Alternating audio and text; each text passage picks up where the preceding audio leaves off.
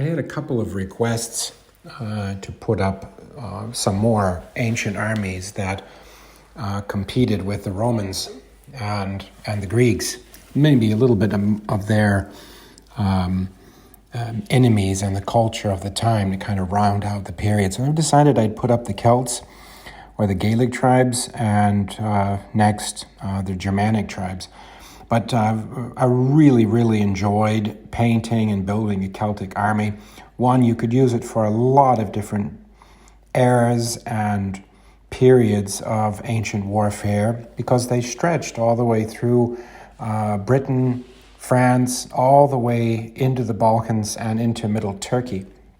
Very colorful army, very interesting to paint, and there was so many different tribes that you can't go wrong. You can use them for warfare from the 5th century BC all the way to the 5th century AD.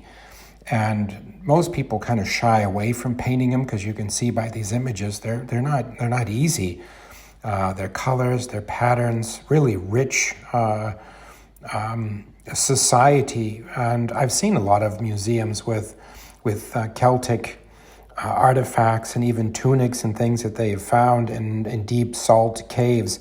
And the colors are absolutely beautiful, rich oranges and blues and greens, colors that you don't think that they might have had, but they did. The blues, really beautiful.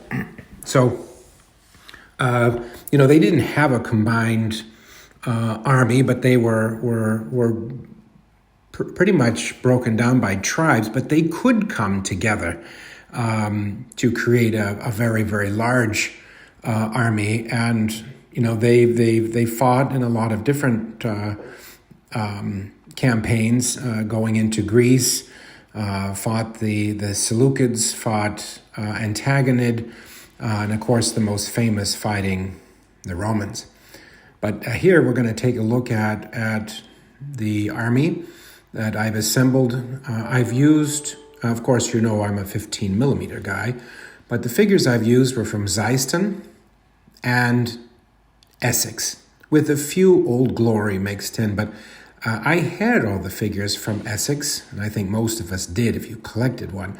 But I thought if I mixed in figures from Xyston, they are of a different size, but I kept them separate in units. But I think all together, it made for a beautiful army in mass. And so that's what I really wanted to try to create, was a force that looked formidable to the Romans. I particularly enjoyed painting up the chariots. These chariots are also from Essex, and I took the time to add horse garnish and everything else that comes with it. The cavalry in particular, as you can see, is quite large and compact, and so I really just had a great time putting it together. But here you can see with the chariots, I tried to add horse harnesses and just tried to add a little bit of an extra touch to them. I don't think I'll ever do that again because that was a lot of work for 15 millimeter, and I was trying to impress myself, and I kind of did, but I'm over it now. So my painting style has definitely evolved over this army through 3 probably different periods. This is maybe a later period of Chariot, but it's supposed to be Boudica, but frankly the sculpt makes it look a little bit more like a guy. That is from Xyston. I love the horses, but she is not as beautiful as I would have imagined. But I think in reality, the mass look, the various shield patterns and the depth, and this is also how I play them with the rules. It's just huge masses coming at you, difficult to work through. But I think they look good. So I hope you like them as much as I did. I think when I did, my units, I decided to do them as 2-stand units, and it fits for most rules. And So each one of those stands is about 80 millimeters in width and about 60 millimeters in depth. And the command stands I put on circular rounds, which I quite like, and sub-commanders are on squares, at least at that time.